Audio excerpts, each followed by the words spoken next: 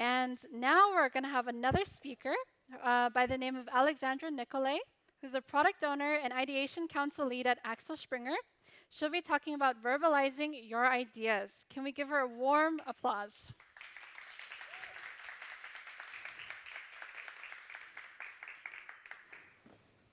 Hi there.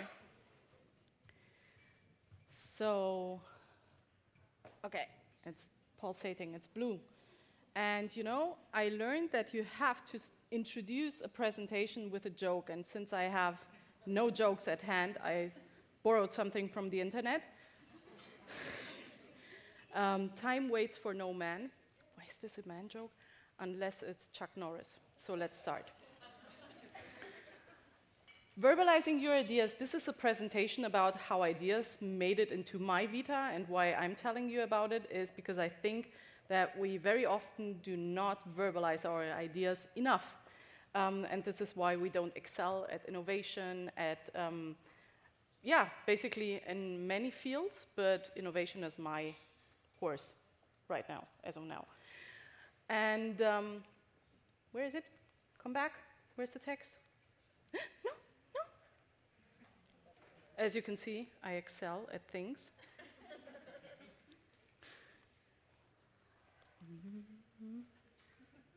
No, back.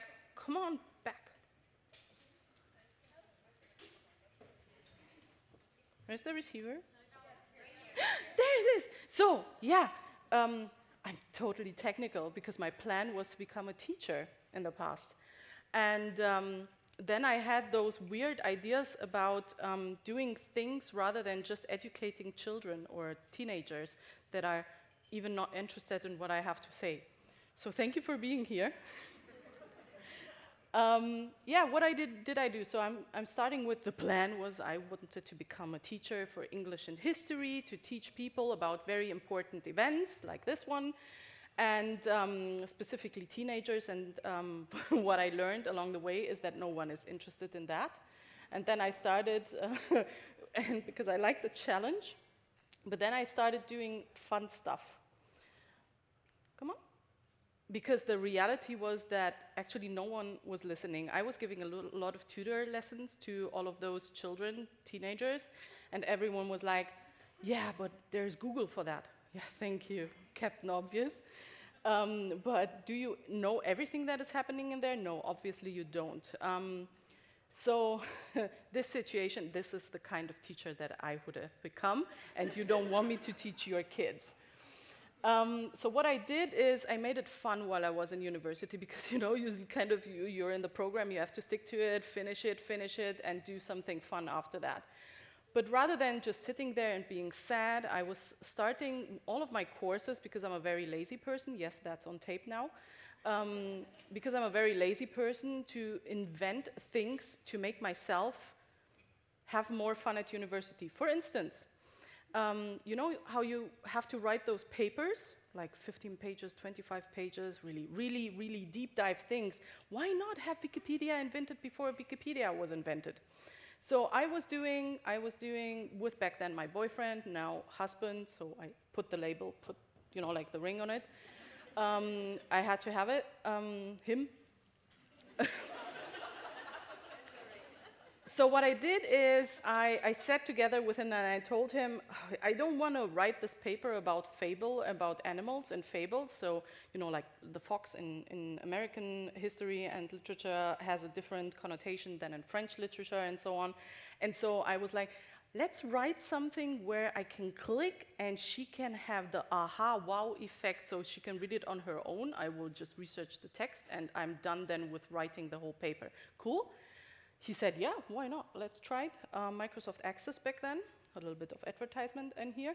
It worked, I got my grade, and I didn't have to finally write that piece. Later on, again, playing Unreal Tournament in the Audimax at the University of Potsdam, very colored button. I nearly freaked out all of those teachers for the entry programs for children, because I told them this is what I do when I go home. Like, to relax, I play Unreal Tournament. Who knows Unreal Tournament in here? Thank you. facing world. I put him in here. I put my boyfriend, once again, in front of the Audimax, and he was playing, and I was telling them why it's very important to do that, because it relieves stress. And when you're in God mode, and it happens again, and and the teachers were sitting there and talking about the Barbie plays, about the Barbie games, and so on. It was one of those courses when you go into gaming. It was like, how can you support something like that?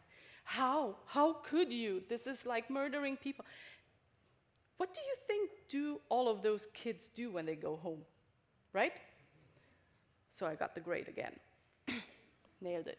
Because I was having fun with university, rather than just staying there, doing the papers, and so on. So I had those ideas about making myself a fun time at university.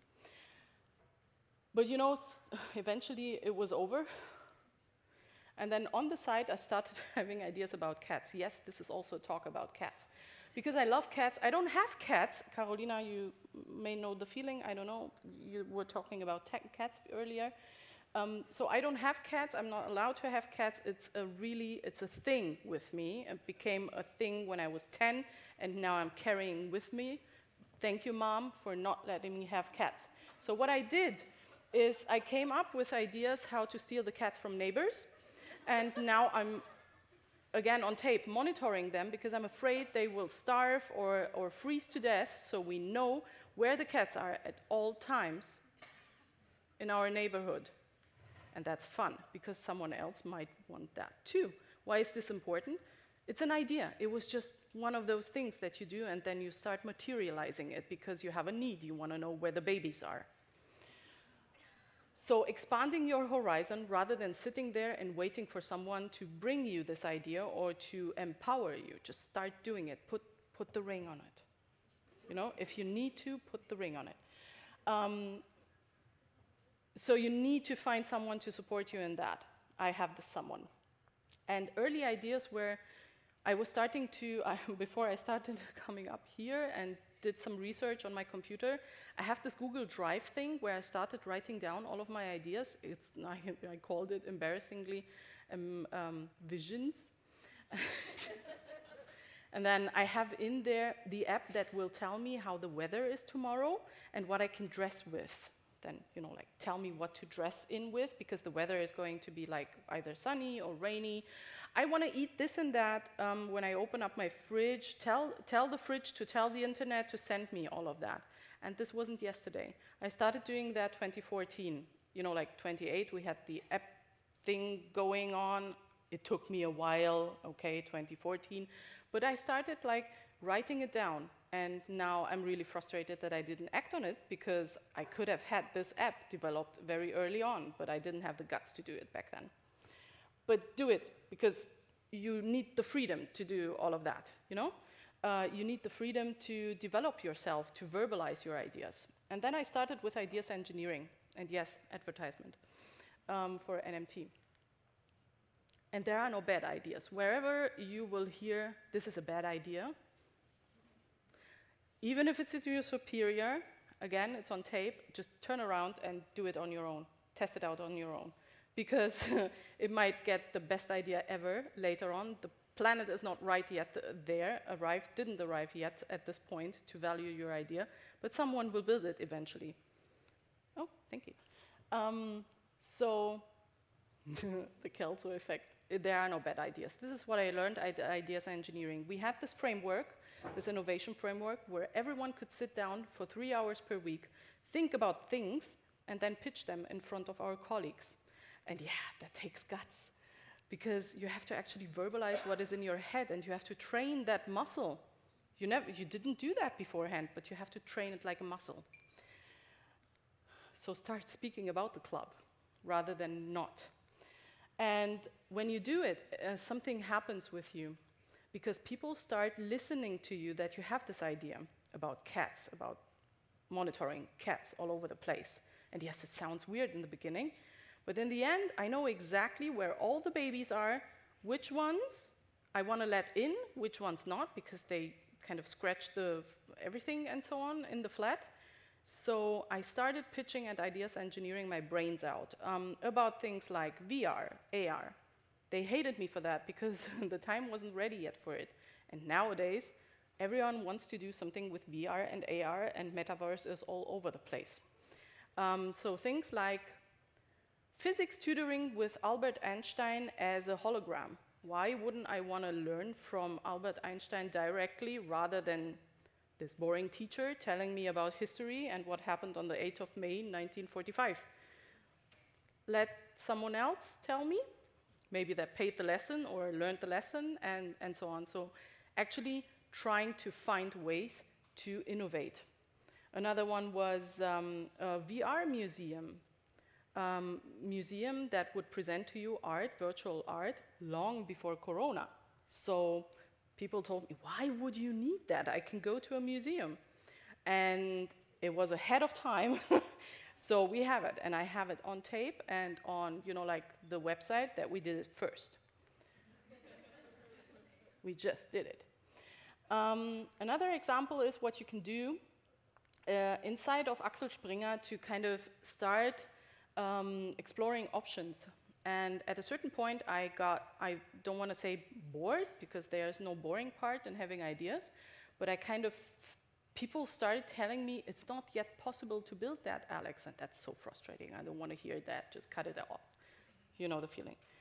Carolina, you know the feeling. And so I started exploring options where to gather more ideas and how to go from A to B and find new spots where to present those things. And I know people from work who actually have the same enthusiasm about ideas like I have. Some of them are here. And then I went to Silicon Valley with this amazing people and culture program to learn about how the Americans go from idea to product, okay, but how do they go from prototype to product in the end? Because they do a really good job about that, or at least to us Europeans who are very safety oriented, they do a good job about that. And then I started talking to them and had this program running, and when I came back I said, that's it, I have it.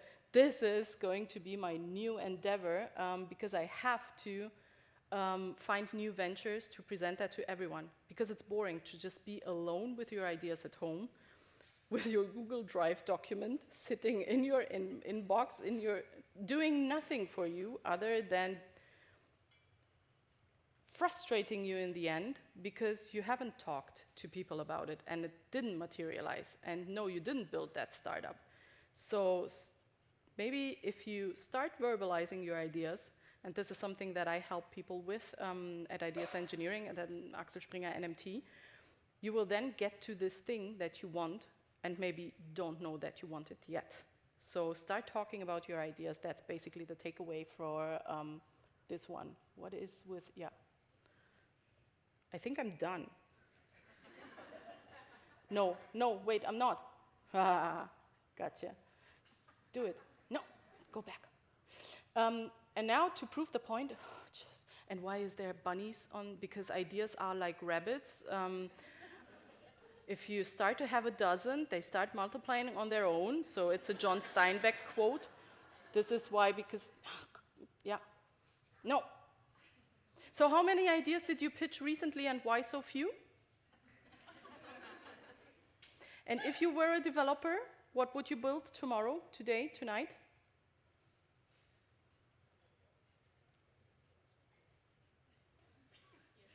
Did you say metaverse? No, you didn't. Okay. I wish. Okay. Well, if someone is in here willing to build my Albert Einstein proving me right, that education should go more viral in terms of holograms and AI and stuff, keywords, SEO, just come up afterwards. Don't be shy. I don't bite.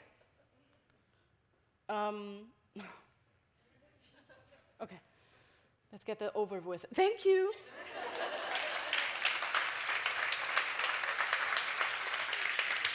Amazing. So we have time for actually one question. So does anyone have a question in the room?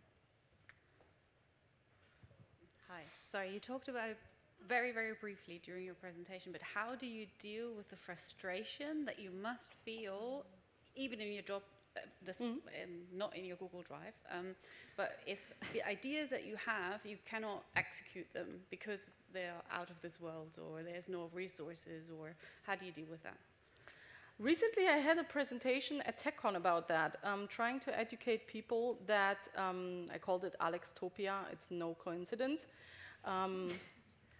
So try to educate people that your ideas, and ideas in general, are nothing that eventually it will materialize. Whatever you can think of, it's going to happen. And I took the example from sci-fi movies because, you know, there are so many examples from sci-fi movies that people would tell you it's not possible.